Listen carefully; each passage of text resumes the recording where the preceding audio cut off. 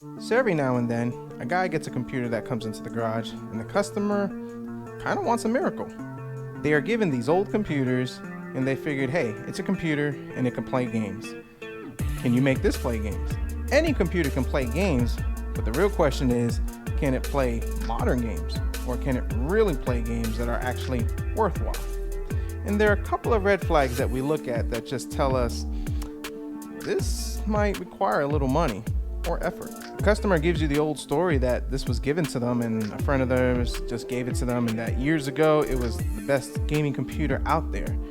But most computers don't age pretty well. So then a guy gets to working on the computer, opens her up, and then he asks himself, what did I get myself into? And then as the guy dives deeper into the computer, he asks himself, should I even be breathing this in? Is this even safe to be in my house? Because hey, you never know where this thing has been at.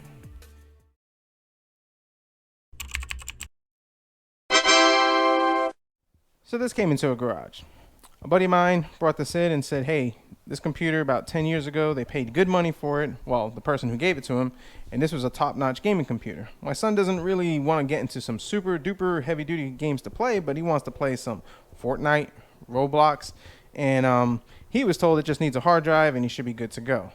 Well, looking at it, it's probably going to need a lot more than a hard drive. So I don't know anything about this computer. I haven't even turned it on. I haven't even booted it up. So don't even know.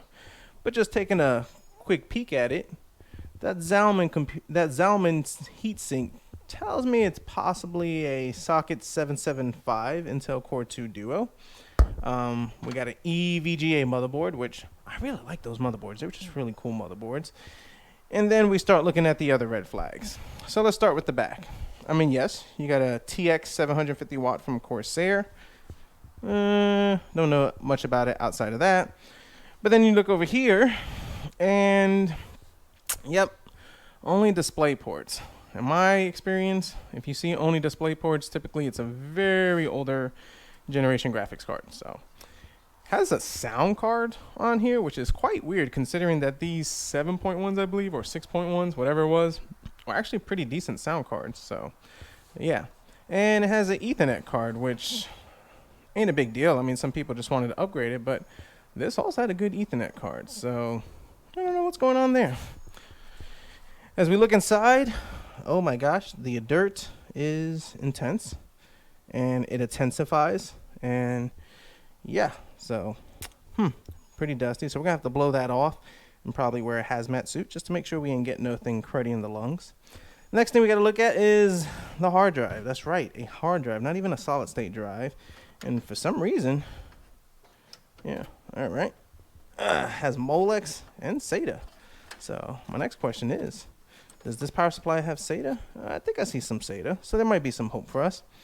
Let's just kind of squeeze you out over here, bring you in. August 2006, Hitachi Deskstar. 250 gigs, 7,200 RPM. So they're probably right in the fact that it does need a hard drive, because that hard drive won't even hold Call of Duty. Might not even hold Fortnite. How much does space does Fortnite take? I don't know. But anyways, the next thing we look is this tape thing. I don't know. These fans are crusty dusty and Molex. Nothing but Molex. Now, one thing I'm seeing is NZXT fans all the way. So this was possibly a pre-built back in its day. The cables are just covered in dust. Yep, just covered in dust, and kind of smells like old tuna and burnt batteries. I think that's what it smells like. So old tuna and burnt batteries. Yeah, that's probably what it smells like. Cobwebs. Nice, nice. And my favorite, has parallel cables. This one even says EVGA. I'll have to put that in a museum or something. Who knows? The next thing that we take a look at is the front. It's a nice old NZXT case. Yep, old NZXT case. And let's see what it says over here. It's copyright 2006. And hey, we got 2 DVD multi-recorders, LightScribe technology. That should be good for something. More dust action going on over here. Yep. And we got stickerage going on and Jinx. I don't know if I should have taken that as a warning before even messing with this computer. Interesting. All right. And my favorite, what I like to do is typically open up the back. Let's see if we can do this one-handed. Got one. That one kind of went in crooked. I wonder what happened there. Oh, it's coming out good. Got a little sign of corrosion going on over here. Nice. I wonder if this thing had some spill action. Oh yeah. More dust, more cobwebs. It's kind of raining with it. So she's dusty, she's crusty. But I will say, this is a pretty cool little case. I kind of like it. All aluminum action. Very light considering all the hardware in there. 750 watt power supply might be decent on it. I don't know.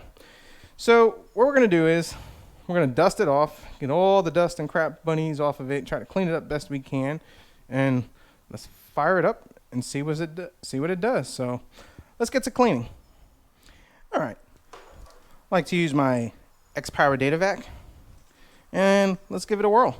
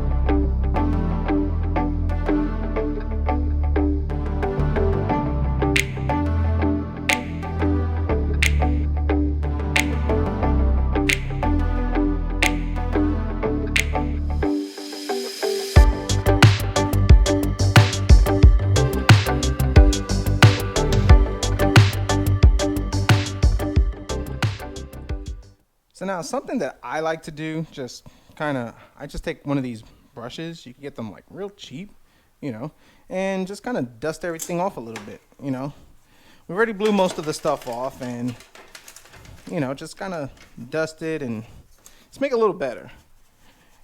That's just for the whole peace of mind on my end. The simple fact that I don't know what I'm breathing in, but, this is what kind of helps with the little details and just kind of helps uncover the stickers and everything. And, the same thing with these fans. Just go through these and just kind of clean them up pretty good, make them better.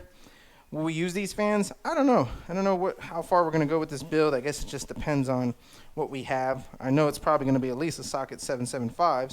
And I always do this as a preliminary before I turn the computer on, because you don't know what you're going to find. You don't know if dust is kind of gummed up in the fans and overheats. And there's just a lot of different things that this kind of helps prevent and rule out. So I'm going to finish dusting my computer, I guess. And we're going to put her on the bench, fire her up, see what she does, see what specs we have. And then after that, who knows? Sky's the limit. Also, another thing I wanted to show is, check this out. This is the filter from that dust blower that I use over here. Look how clogged that got in. See if we can kind of take that out over here and just put that into perspective.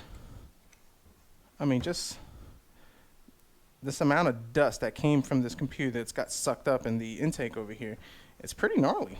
So, yeah, if this is not a reason to clean your computer, or if you can't figure out why your computer is overheating, check out what this dust can do.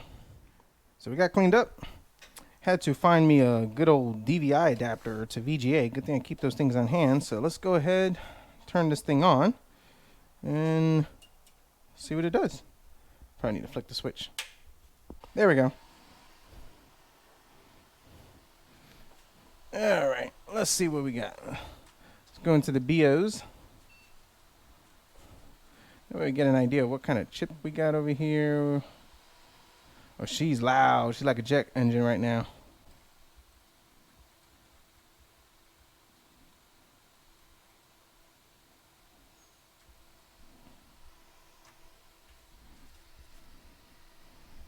All right, so after tinkering with the old BIOS thing and playing around with it, got it to boot and just keep stuck on this boot loops, Windows 7, and yeah, I'm not gonna try to figure this out or diagnose that or even deal with that headache or the recovery. So I'm gonna pop in this 240 gig solid state drive, just install Windows 10, and I'm gonna see how this runs. So let me get to working on that, and then we'll see what we finally got. So I think this is where I'm going to end this video, and I might do a part 2 for this one. So after trying to boot it up, I just realized, oh crap, this thing doesn't have USB boot. Crap. There is a way to do some type of stuff and get Windows 10 running in it, but for the sake of time and the fact that I need to let the customer know what's to do with this computer, we're not going to go down that route. But to kind of give you guys an idea of what this is, and I do want to play with this platform and just have some fun with it. It is an EVGA motherboard. It is the 780i, I believe. Let me see if I can find it somewhere over here. Yeah, N4 780i SLI. So DDR2 RAM. It has two 2 gig sticks. And just kind of show you guys just a little bit of what we got over here. I think that's pretty cool. NVIDIA SLI. So this is the OC Z memory PC2 6400 2 gigs dual channel SLI ready edition. So I think that's pretty cool, and I have some more memory for it so we can max it out and just play with this thing and maybe pop in some newer ish video card that we can find and have some fun with it. As far as the graphics card, it has an XFX blower style cooler, and this is the GTS 250, and it has 1 gig of DDR3. DDR3 memory. Yep, can't expect too much for that. So Zalman cooler E8400 clocked at 3 gigahertz, socket 775. So for the lovely viewer that made the comment based upon the cooler, it's a socket 775. You win and you get the prize. What's the prize? I don't know. Sorry, I don't have one. So that's where we're gonna at. Like I said, maybe part 2 we'll do some put some Windows 10 in it, do some testing, and see how crappy this thing can run. So guys, definitely comment down below, let me know what you think of this cool motherboard, EVGA 780i. We're going to talk more about it in the next video if I do decide to do one, and some other specs. What would you do with this? I mean, a socket 775 in 2021 E8400, what should we do with it? And I definitely want to hear from you guys. Definitely let me know. If you like the video, hit the like button, subscribe if you're not, and as always, we'll see what we come up with next.